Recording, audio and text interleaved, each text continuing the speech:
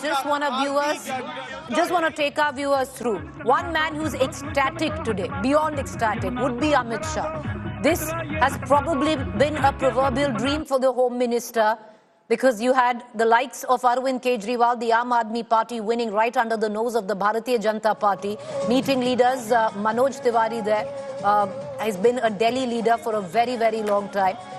This was a personal pet project of the Home Minister, that Arvind Kejriwal lose in the national capital, and today that dream has reached fruition, and you can see it on the face of Amit Shah. Even when he tweeted once Arvind Kejriwal was defeated and the Bharatiya Janata Party was well on its way to script history as well as a stunning victory in the national capital, he immediately tweeted thanking the Prime Minister and, of course, elucidating how the voters of the national capital have come together to give BJP the mandate. I have Aishwarya and Piyush back with me. Aishwarya, the Home Minister today with a smile at the BJP headquarters. You know, every win is sweet, but some wins are a little more sweeter than the others. Politically, Delhi might not have that much heft as a big, massive state like a Maharashtra or even a Haryana. It's not even a state, it's a city-state. But to win Delhi would be quite sweet for Amit Shah, because this has been one of the pet projects of the Home Minister.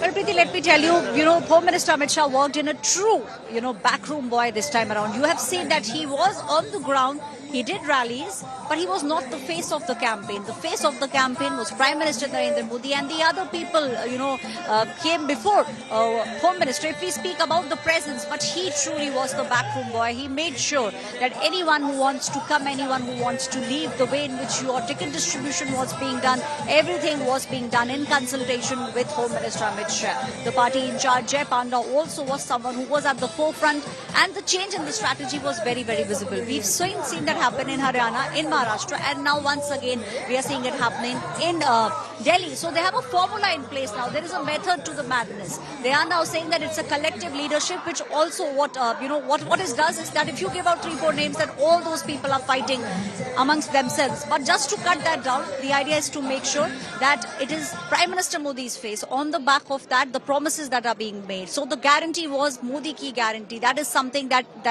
we saw all the top leaders coming out and saying that it's the Modi guarantee. Bharat Mata ki Jai. Once again, Preeti, showing you the visuals from here, headquarters. Bharat Mata ki Jai chants have now started, and on the stage, the person who everyone thought will not be able to do it, the BJP party president Virendra Sachdeva, on the stage there.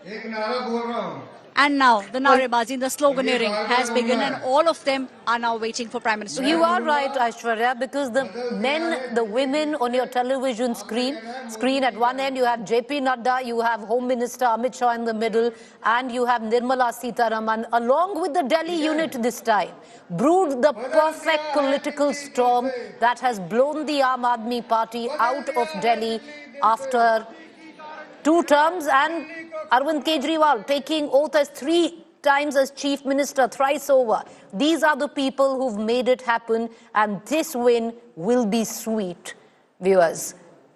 And these images on your television screen practically tell the story of the return of the Bharatiya Janata Party. Of course, the man that everyone is waiting for is the Prime Minister, Narendra Modi, and he would be coming in just a short while. Expect a massive address by the Prime Minister, because this win is big. 27 years in the making, that the BJP has now come back to power to Delhi.